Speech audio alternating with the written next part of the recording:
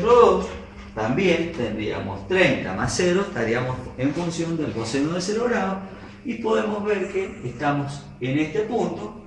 ¿Qué significa? Si nosotros graficamos, hacemos toda la gráfica para 0, para menos 30, para menos 60, menos 90, 30, 60, 90, de las lecturas que tendría el batímetro 1, tendríamos una gráfica con más o menos como está indicada con la línea amarilla.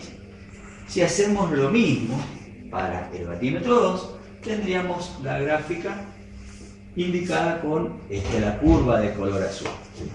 ¿Cuál va a ser el valor de la potencia puesta en juego en esta línea, en este sistema? Ya dijimos, lo que vieron demostrar en la teoría, que era la suma de las lecturas del batímetro 1 y del batímetro 2. ¿Sí? Entonces acá es donde radica la ventaja de este método. Fíjense, ¿qué sucede si el batímetro 1 está marcando, está indicando el doble del batímetro 2? Imaginemos, ustedes tienen batímetro 1, tenemos una determinada diflexión y tenemos el batímetro 2 que es la mitad. En definitiva, el batímetro 1 me marca, está indicando el doble del batímetro 2. Ustedes pueden hacer un análisis del tipo de carga que tiene esa línea, que tiene ese sistema, tan solo viendo las lecturas, viendo la deflexión de los batímetros. ¿Podrían llegar a hacerlo? ¿Sí o no? Sí. Sí, fíjense, si nosotros decimos que el batímetro 1 está indicando el doble del batímetro 2, significa que estamos, fíjense, en esta situación. Esta era la lectura del batímetro 1, ponemos un número, 100, esta es la lectura del batímetro 2, 50, y ambos con la misma deflexión. Entonces a nosotros nos permite decir que estamos hablando de una carga inductiva, donde el desfasaje está en el orden de los 30 grados. ¿Sí? ¿Qué sucede si los dos batímetros están indicando lo mismo? Tenemos el batímetro 1 y el batímetro 2 y nos indican el mismo valor. ¿Qué tipo de carga tendríamos? ¿Sería resistiva? Estamos en una carga resistiva que podemos decir una carga resistiva pura. ¿Podría ser que sea inductiva y capacitiva y que esté compensada justo también? Puede ser que tengamos una compensación que sea exacta que nos permita decir que estamos con la reactancia inductiva compensada completamente con la reactancia capacitiva, que evidentemente es como si estuviéramos en presencia de una carga resistiva pura. Exactamente, es así. Entonces, si nosotros tenemos la misma deflexión, los mismos valores, podemos asumir que, como les decía, o es una carga resistiva pura, lo cual, si nosotros estamos hablando de una línea, es muy poco probable que tengamos una carga resistiva pura. Nuestras líneas, ¿qué tipo de carga vamos a encontrar? Y vamos a encontrar muchas cargas inductivas y obviamente también cargas resistivas. O sea que si estamos en esta situación, nosotros podríamos llegar a inferir y que tendríamos carga inductiva pero compensada por cargas capacitivas. Y si no, podemos asumir que es una carga resistiva pura. Pero fundamentalmente nosotros sabemos que la tensión y la corriente están prácticamente en fase. Bien, fíjense qué sucedería si ahora, por el contrario, el batímetro 2 me está indicando el doble de lo que me indica el batímetro 1.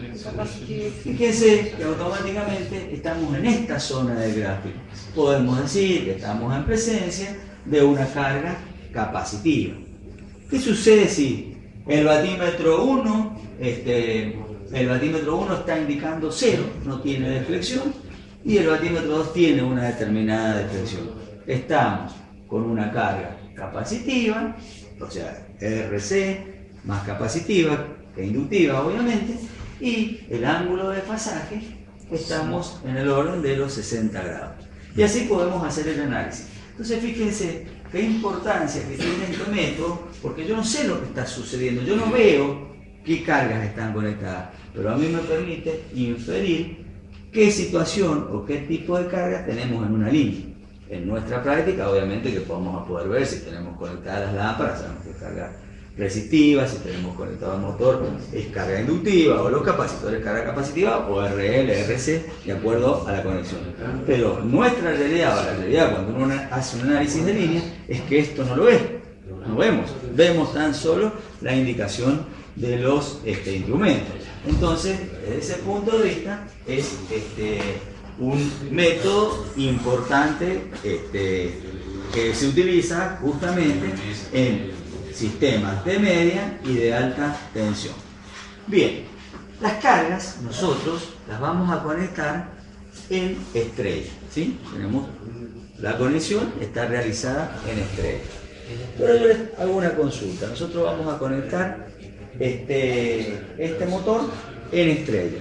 ¿Por qué realizamos la conexión en estrella y no realizamos una conexión en triángulo? ¿Qué les parece? ¿Por qué yo conectaría este motor en estrella? ¿Alguien puede leer a ver si dice algo de tensión acá? ¿Puede ver qué tensión está indicada en la placa del motor? 220, 380. El motor es 220. Vamos a dejar este lugarcito acá. Nosotros tenemos el motor que dice 220, 380 voltios. ¿Por qué yo lo conecto en estrella? ¿Alguien me sabe responder? ¿Yo podría hacer una conexión estrella-triángulo en este motor? Sí, pero tengo 220 volt para acá. Bueno, fíjense, esto todavía ustedes no lo han visto porque no han visto en detalle motores. Pero en realidad los motores vienen en tensiones, por ejemplo, 220, 380 voltios. Y ustedes saben que está la posibilidad de conectar en estrella y de conectar en triángulo. Pero ¿qué es lo que tienen que tener en cuenta? En la chapa característica del motor, ustedes van a ver dos valores de tensión. El primer valor, los 220 voltios, significa la máxima tensión a la cual puede estar conectada la bobina de ese motor, las bobinas de ese motor. Entonces, ¿qué sucede? Yo este motor podría llegar a conectarlo en una conexión estrella. ¿Y después qué pasa? Acá está. Una conexión estrella de forma tal que yo voy a tener aplicada una tensión de 380 voltios, pero fíjense que hay dos bobinados. En definitiva, entre cada bobina estoy aplicando los 220 voltios. Sucede lo mismo entre esta fase y esta fase. Entre fase y fase voy a tener los 380 voltios. Pero en definitiva, cada bobina está aplicado 220 voltios. ¿Cuánto debería ser o cómo debería ser la característica del motor para que yo pudiese conectarlo en triángulo a ese motor? Y tendría que tener 220 volt en cada bobina. Si yo lo quisiera conectar en triángulo, fíjense que la conexión triángulo, vamos a estar, esta es una conexión en triángulo, y nosotros tenemos 380 voltios. ¿Sí? Esta es la conexión en triángulo. Fíjense que si yo lo llevo a conectar en triángulo a este motor, dañaría la aislación, lo que normalmente ustedes dicen, lo quemean. ¿Sí? Ahora, ¿cuál debería ser la característica de este motor para poder conectarlo en triángulo? 380 y otro valor. 380, 660. Muy bien. Entonces ustedes van a encontrar, cuando estén en una empresa o estén en algún lugar, van a encontrar motores de 220, 380, motores de 380, 660. El motor de 220, 380, ustedes no lo pueden conectar en triángulo porque dañarían la aislación. ¿Sí? Eso es algo que tienen que tener en cuenta, porque por ahí uno tiende a confundirse, ve 220, 380 y cree que puede hacer conexión estrella y triángulo, pero en realidad no se puede. Cuando nosotros queremos hacer un arranque estrella-triángulo, nuestro motor, la placa característica, tiene que decir 380, 660. Y se preguntarán, ¿y por qué quiero hacer una conexión estrella-triángulo? ¿Por qué me quiero complicar la vida haciendo ese tipo de conexiones? Bueno, más adelante van a estudiar que ese tipo de conexión se utiliza para disminuir los valores de corriente en el momento de arranque del motor. En definitiva, ustedes lo hacen arrancar con una tensión reducida, arranca en estrella y luego lo pasan a triángulo de forma tal de manejar o de bajar la intensidad de corriente durante el arranque. Eso lo van a ver más adelante. Por ahora vamos comenzando a entender los valores de tensiones que aparecen en las placas de los motores y los cuidados que debemos de tener. Tenemos que tener cuidado, si es este tipo de motor no podríamos hacer una conexión triángulo. Entonces las cargas están esta carga está conectada en estrella. Sí, sí, ¿Y el segundo valor qué significa entonces? el segundo valor, en realidad, lo que nosotros nos está diciendo, la bobina va a soportar una máxima tensión de 220 voltios. Pero fíjense que yo podría conectar 380, me permitiría una conexión de 380 si tengo en cuenta dos bobinas, lo que en realidad está diciendo que podría conectar la 380 en estrellas. ¿Sí? Ese es el segundo valor que aparece. ¿Cuál es el valor importante? El valor importante es el primer valor que a nosotros nos está dando la capacidad que tiene ese bobinado entre los extremos del bobinado. El segundo son, teniendo en cuenta, dos que van a, ¿sí? Bueno, ¿cómo son los bornes? Vamos a hablar un poquito de motores, ya que estamos, vamos a hablar un poquito de las borneras de los motores. Las borneras de los motores pueden tener 6 bornes. ¿Por qué 6 bornes? Fíjense, tenemos 3 devanados, 3 bobinados, tenemos los principios de las bobinas y los finales de las bobinas. Ahora, esos 3 bornes tienen que estar conectados entre sí de alguna forma para obtener la conexión estrella o para obtener la conexión triángulo. Acá hay algo muy importante que ustedes tienen que tener en cuenta. Si nosotros vamos a trabajar con este motor en estrella, la conexión estrella, fíjense que está requiriendo una unión, ¿sí?, de 3 extremos de cada una de las bobinas. Entonces, ¿cómo sería la caja de borne o la bornera de ese motor cuando está conectado en estrella? Normalmente, la caja de borne, ustedes se van a encontrar con 6 bornes, ¿sí? Una conexión en estrella, ustedes van a ver siempre que hay unas chapas, ¿sí?, un material conductor, y están puenteando 3 de esos bornes. Eso sería el centro de estrella, mientras que los otros 3 bornes son los que ustedes van a conectar a la red de alimentación. Si ustedes se fijan en este motor, fíjense que hay 3 bornes que están cortocircuitados, están puenteados por una placa de cobre, mientras que los otros 3 llegan a la alimentación. Eso para una conexión estrella. Ahora, ¿qué pasa cuando nosotros hacemos una conexión triángulo? Si nosotros tuviéramos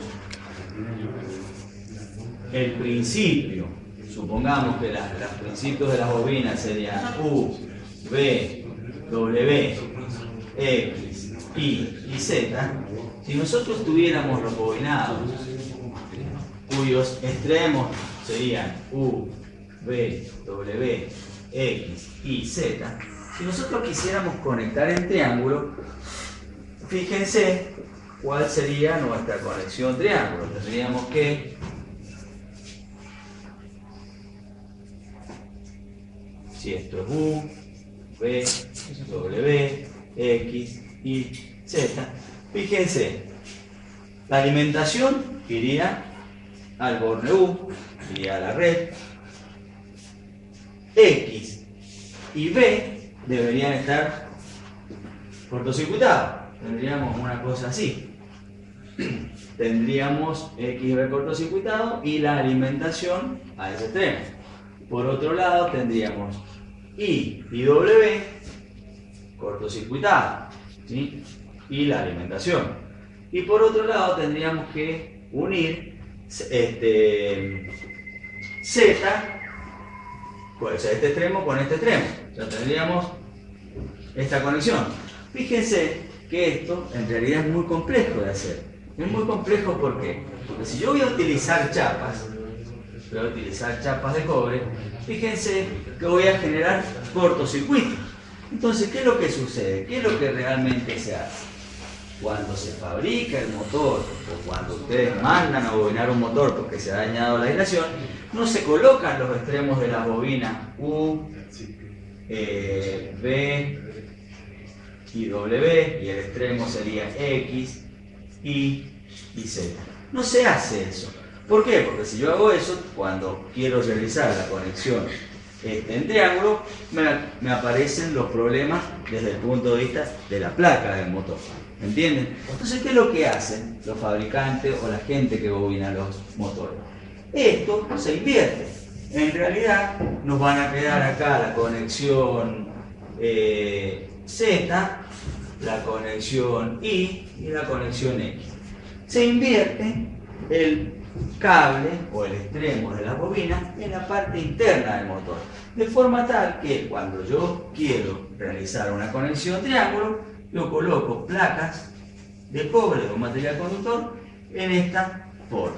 Entonces acá ustedes se van a dar cuenta muy fácil, si ustedes sacan la tapa de la caja de bornes, si tenemos que están en forma horizontal, como en este caso, estamos en una conexión que es estrella, ¿sí? Mientras que si tenemos unidos de esta forma, con placas en forma vertical, estamos en una conexión triángulo. Acá ustedes pueden analizar, acá hay una esquemita de cuál sería el principio y final de cada bobina para lograr la conexión triángulo. Acá lo importante es que vean que en realidad la conexión está, el cruce de conexión está, pero en la parte interna del motor, con lo cual a nosotros nos evita problemas de cortocircuito. Ahora, como experiencia, yo les puedo decir que cuando ustedes mandan a bobinar un motor, es conveniente que revisen esto. ¿Por qué es conveniente que revisen esto? Porque puede ser que exista algún error en la conexión y ustedes hagan este tipo de puente y en realidad no lo estén conectando en triángulo, sino que estén realizando en algunos casos un cortocircuito. ¿Por qué les digo cuando mandan a bobinar el motor? Porque cuando el motor viene de fábrica, estos errores no están. Estos errores aparecen cuando uno manda a bobinar, bobina, y puede aparecer este tipo de error. Entonces, ¿qué es lo recomendable? Verificar que esta bobina empieza acá y termina acá, que esta empieza acá y termina acá, y que esta empieza acá y termina acá. Cuando yo verifique eso, ¿qué estuve verificando? Y U, B, W, X y Z. Ya estoy tranquilo que coloco las placas así y tengo una conexión triángulo, o si coloco así y alimento por otro extremo, tengo una conexión estrella. Bien, esto un poco hablando de lo que son las conexiones del motor. Vamos a las cargas resistivas, que son lámparas. Acá estamos utilizando lámparas. También les dije que las conectamos en estrella. ¿Por qué conectamos esta lámpara en estrella?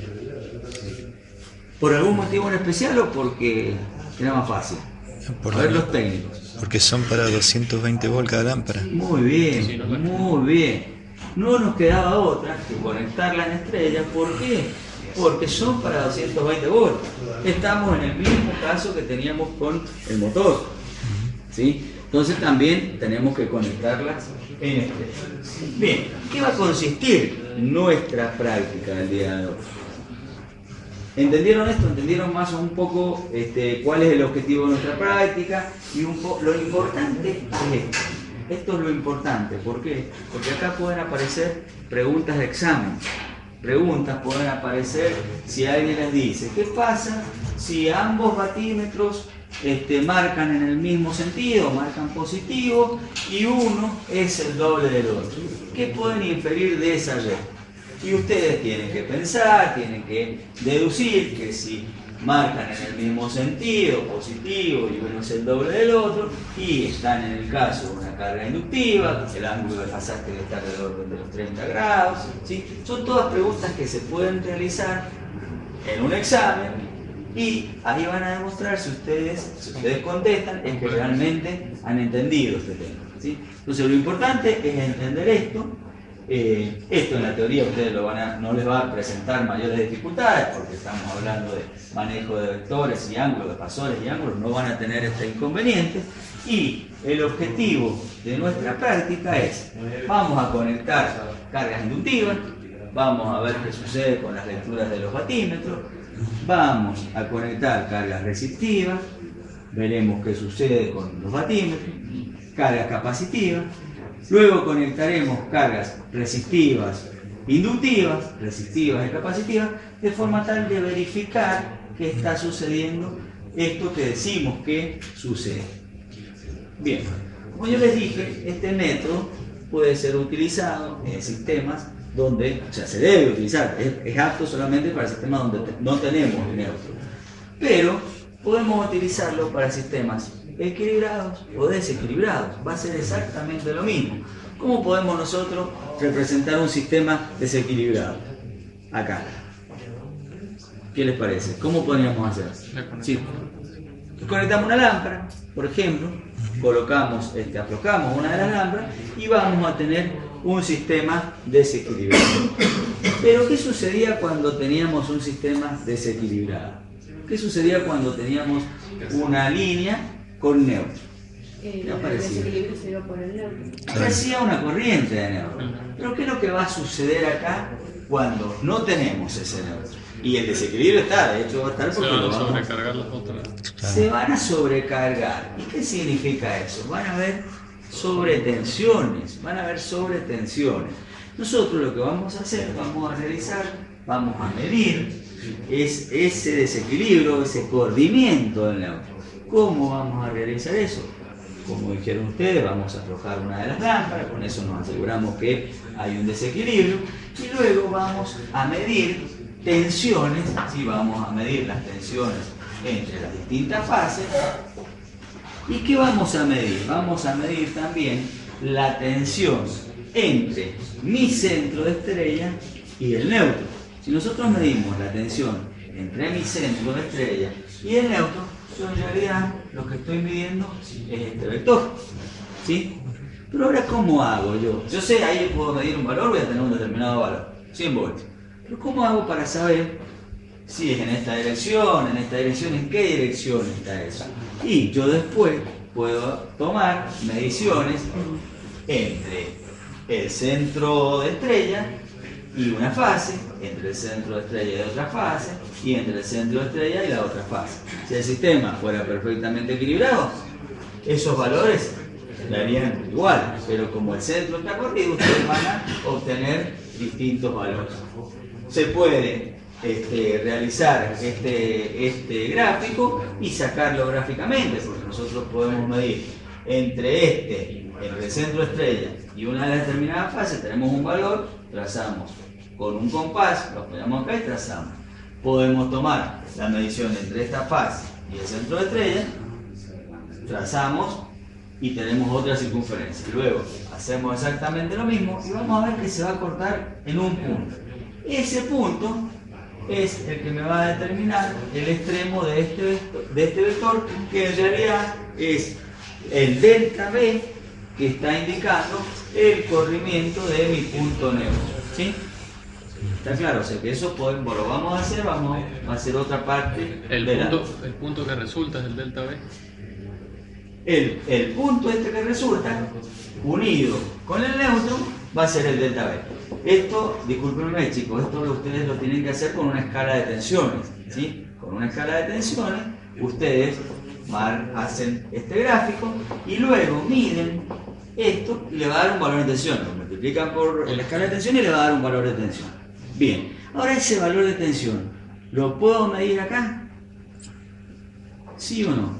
Lo puedo medir. ¿Cómo? Y tomo un voltímetro, lo conecto entre el neutro, ¿sí? Y el centro de estrella. Lo conecto entre el neutro y el centro de estrella. Ese valor tiene que coincidir con el que ustedes pueden calcular gráficamente. Lo que van a tener que hacer nosotros acabaremos la práctica y ustedes después van a elaborar este gráfico en papel milimetrado. ¿Cómo elaboran este gráfico? Los valores de tensión, una determinada tensión, los valores que vamos a obtener entre una fase y el centro de estrella, entre la otra fase y el centro de estrella, entre la otra fase y el centro de estrella, trazan un compás, ese punto, lo unen y miden ese valor. ¿Está claro? Sí. ¿Quedó alguna duda, chicos? Sí. La lectura de los batímetros tiene signo, ¿no es cierto eso? La lectura, muy bien O la sea, pregunta. si no- Fíjense, acá hay algo importante. Nosotros estamos hablando de que en algún momento los valores pueden ser el doble, o hay una relación entre las lecturas de los batímetros. Pero cuidado, porque hay zonas, por ejemplo, esta zona, fíjense, ¿qué va a suceder en esta zona? El batímetro 2 me va a estar indicando negativo. En realidad eso no podemos verlo, porque no tenemos un batímetro donde tengamos hacia un lado positivo y hacia un lado negativo. Entonces, ¿qué es lo que va a suceder acá? Nosotros tenemos que, cuando energicemos, va a tender a girar en el sentido opuesto. Es decir, si el sentido de flexión, ustedes tienen el batímetro, ¿sí? Si el sentido de flexión es hacia allá, ustedes van a ver que tiende a golpear la escala, a girar en el sentido opuesto. ¿Qué es lo que tenemos que hacer? Invertir la bobina de tensión, invertimos la bobina de tensión y ahí va a marcar en forma correcta. Pero tenemos que recordar que ese valor es opuesto o es negativo al otro valor. En el caso, vamos concretamente a este caso. En este caso, cuando nosotros conectemos una carga inductiva pura, ¿qué va a suceder? Inductiva pura prácticamente es el motor. ¿Qué va a suceder? Uno de los batímetros, en realidad el batímetro 2, va a tender a marcar en el otro sentido. ¿Sí? Lo invierto y yo lo que tengo es este valor. Si el módulo, el valor este negativo, es igual a lo que está indicando el batímetro 1, estoy en condición de decir que es una carga inductiva pura, que el ángulo de pasaje son 90 grados. Entonces lo que usted dice está perfecto. Es como si tuviéramos positivos y negativos. ¿Cómo lo vemos evidenciado? Cuando la aguja tiende a indicar. ¿Qué hacemos? Invertimos. Tenemos que tener en cuenta, para no perdernos, porque fíjense que en este caso lo que nos va a suceder va a ser con el batímetro 1. Ustedes acá ya tienen indicado cuál es el batímetro 1 y cuál es el batímetro 2. Después con el profesor le vamos a explicar cómo lo determinamos. Por ahora acá está indicado cuál es batímetro 1 y cuál es batímetro 2. Bien. ¿Alguna duda, chicos? O sea, ese valor tendríamos que tener en cuenta el signo en la fórmula, entonces. Digamos, si dimos vuelta a un instrumento, tendría que ser la lectura al revés. Si vos lo diste vuelta, ya te está indicando. Fíjate que acá vos lo tenés que tener en cuenta, fíjate. Batímetro 1 te marcó 100 vatios. Claro. Batímetro 2 te marcó 100, pero en el otro sentido. Sería menos 100, menos 100, 0.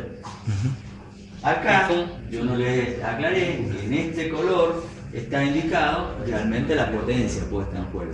¿Sí?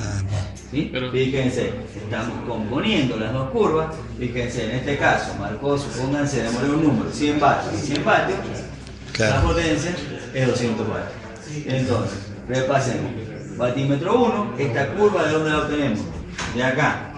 Batímetro 2, esta curva ¿de dónde la obtenemos? La potencia puesta en juego va a ser la suma de ambas. Claro. Esta curva es la suma de ambas. Fíjense, en este instante el batímetro 2 indica acá y el otro está en 0. La curva está acá. En este instante son iguales, la curva es el doble.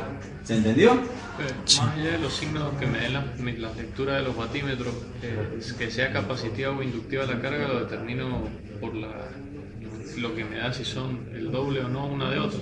No, en realidad, cuidado, porque vamos a asumir, supónganse que tenemos una carga resistiva pura. Si es resistiva pura, ¿qué va a suceder con los batímetros? Te van a marcar. La reflexión va a ser en el mismo sentido, positiva, y va a ser el mismo valor. Entonces vos vas a estar acá. Tu potencia va a ser la suma. ¿Qué va a suceder? Acá ya está indicado cuando es el batímetro 1 y el batímetro 2. Vamos al caso de que estemos acá. Como es una carga capacitiva, en esta zona, una carga prácticamente capacitiva pura, ¿qué vas a ver vos? ¿Qué vas a observar? Que el batímetro 1 tiende a una deflexión en el sentido opuesto. Entonces a vos ya te permite decir que estás en esta zona. ¿Por qué? Porque se fue a la parte negativa. ¿Qué conclusiones vos podés sacar? Que cuando el batímetro 2 te indica más que el batímetro 1, 170. ¿Qué es lo que significa eso? Significa que vos estás en presencia de una carga capacitiva, ¿sí? O más capacitiva que inductiva, ¿sí? Quiere decir que estás de este lado de la zona. Ahora, ¿qué sucede cuando el batímetro 1 te marca más que el 2? Y estás en presencia de una componente de una carga inductiva. ¿Qué es lo que se encuentran? ¿Qué es lo que sucede en la realidad? Y en la realidad sucede que ustedes lo único que tienen frente a ustedes son los batímetros, el batímetro 1 y el batímetro 2. Y están viendo las deflexiones. Entonces, solo ver las deflexiones a ustedes les va a permitir, a ustedes no, porque no se van a dedicar a esto, pero a la gente que se dedica a esto, les permite saber si están en esta zona o están en esta zona. ¿Sí? Y se utiliza, como les dije, para líneas de media y de alta tensión. ¿Sí? Bien, ¿alguna duda, chicos?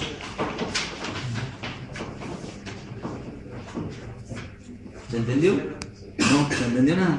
¿Sí? Si no hay duda, porque no se entendió nada, porque se entendió todo. Porque ustedes son muy buenos. Repasemos un poco. Lo que vamos a hacer ahora va a ser conectar una carga inductiva.